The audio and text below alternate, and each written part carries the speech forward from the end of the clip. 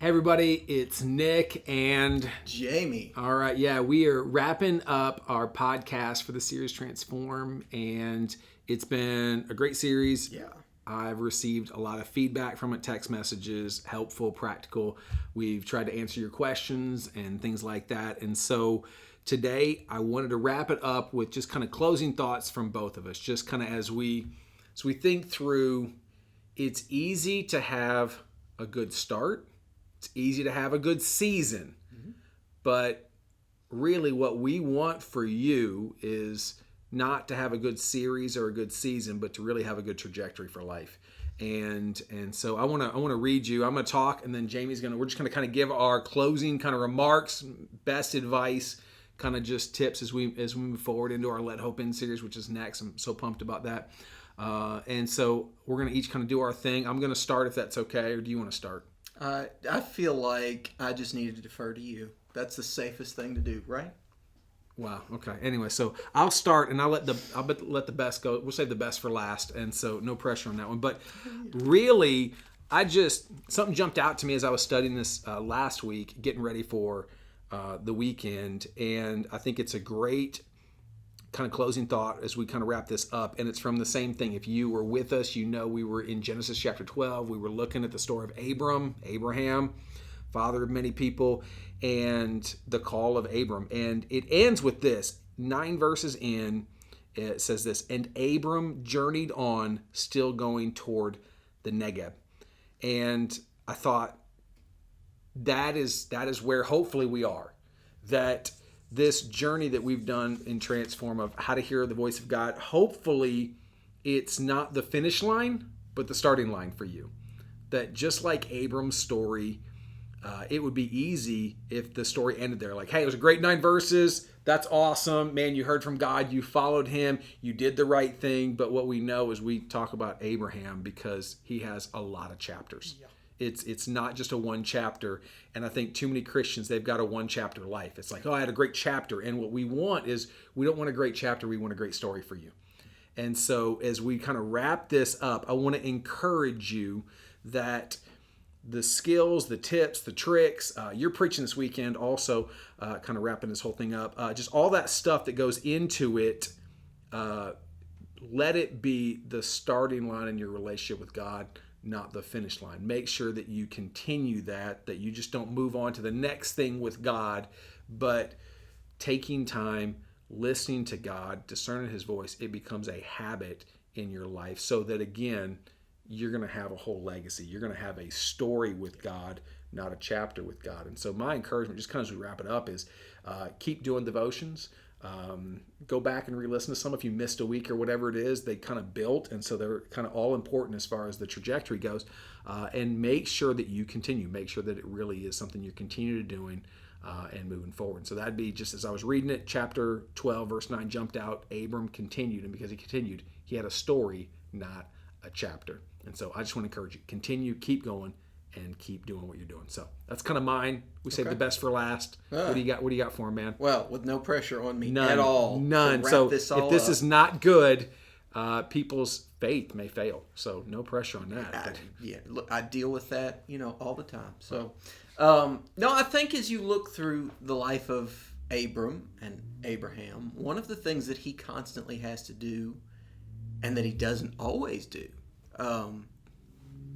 there are moments that he knows where he's supposed to be going. He knows what God wants him to do. He's heard God's voice, but there's still fear in him. Yeah. Like he has very human reactions to this call that he faces, and that, I think, to me, one of the things that we need to keep in mind as we set out of this place that we're comfortable in, this place that we're at, is it's still scary. Yeah. Even if you know God is behind you, even if you know he's, and you go through the Old Testament, you know he's going to be in the furnace, you know that he's going to be in the lion's den, you know that he's going to be standing on the edge of the Red Sea, all these moments where these huge decisions had to be made, and they know this is where God's led me to. You can still almost hear their knees knocking and their teeth chattering as they stand there. So we need to be gracious with ourselves even though we know, it's still scary. It's the unknown. So So, because we didn't talk about this at all, we just kind of both kind of said, "Hey, we're going to say something." So, what would you say to somebody? So, if you're watching somebody, and I've actually received some of those text messages, "Hey, Nick, Sunday was go time. You talked about it's go time. Freaked me out a little bit." Like, what advice, practical advice, would you give to somebody who came to you and said, "Hey, it is clear, but man, Goliath is still 8 foot tall. He's still on the battlefield. I still got to walk down there." What would you say for the person who knows what God wants to do, and yet, as you put it, their knees are knocking? What advice would you give them? You got to lean in, and as ridiculous as or as small as that may sound. So, I've had 3 big moments where I had to do this. Literally, like, I'm pretty at home with where I am. I like where I'm at. I know what I'm supposed to be doing, and God says go, and I've had to go. And I was scared to death every time. Never more than the first time. I was 19 years old. I've been in the same church my entire life. And I'm invited on staff somewhere. And I'm sitting there the night that they asked me, just weeping because I'm going to leave all these people that I've loved my entire life. I had to go.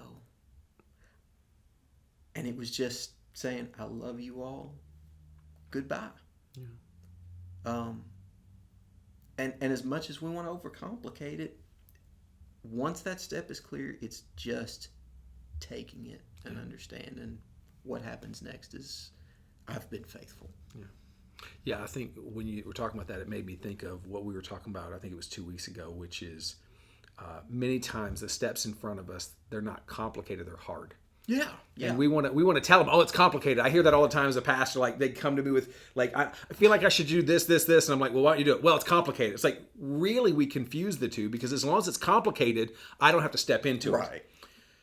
But if it's just hard, well, then it's about my character. Then it's about my willingness to do the thing God's called me to do. And so I think if we can just simplify that and go, no, it's not complicated. It's hard. Yeah. I need support. I need help. Would you pray for me? Inviting other people to encouragement and accountability. I think those are wonderful steps when we know that is, which has been some of the text messages I've got is, hey, Nick, I know I need to do this. Could you text me? Could you follow up? Could you do whatever? Everybody feels better with the attaboy, the good. It's huge. Go. I mean, we say it all the time, but it's like that Proverbs passage. In the tongue is the power of life and death. Mm-hmm. And I don't think we take that seriously enough. As a pastor, I should do better at that. I should spend, more time encouraging people, speaking life into them. But honestly, I probably spend as much, if not more, being sarcastic, which is not speaking life into them. I know it's shocking to you. That was my shock. Yeah, I'm working on that. But I would say we need those attaboys, as you put it. We need those people to encourage us, to set us up. So I would say if you're somebody who is on that ledge, find somebody you can confide in that's going to encourage you, that's going to hold you accountable, that's going to speak into you, because I think what you said is so important. It's easy to celebrate Abram's successes and miss. He probably has just as many, if not more, failures. Oh, gracious! Out of fear, out of just a whole bunch of stuff, and sometimes it's the same failure. I mean, it's the craziest thing. Yep. You probably know the story I'm thinking of. It's the same sin twice, and you're like, oh my goodness, come on, dude. Learn. And yet God still used him. Yeah. And so I guess as we wrap it up, let me just wrap it up and say this: if you read the story of Abram, and I would encourage you to do that if you haven't, maybe you feel like you had that moment. It was go time a year ago, 5 years ago, 10 years ago, and you feel like you blew it. I would encourage you and say, man, if God's calling you back to it, take a step. Don't. God specializes in using people who have failed in the past, but are ready right now. I said it Sunday. It's not about your age, but your attitude. And so if you're really seeking God right now, go. You haven't missed your moment. So, any last thoughts? One more thing that I have to throw in for somebody that has been asked multiple times.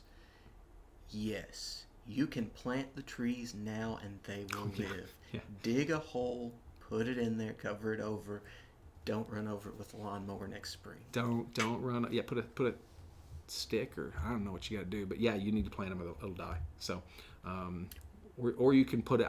So it's funny you said that. I've had people. So my closing thought's gonna be about the same thing. Nick, what do I have? Because we had 4 different trees. Yeah. And so, and I always tell people, I have no clue what you have, but if you put it in a pot in your house, one, it'll save it from the weather.